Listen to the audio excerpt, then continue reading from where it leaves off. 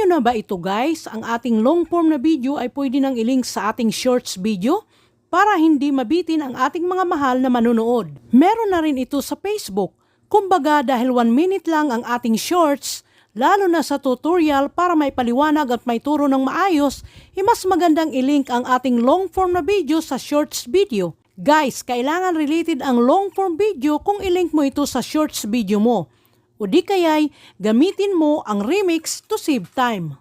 Ang una nating gagawin ay pumunta muna sa YouTube app para i-check ang shorts video na related sa ating long form video.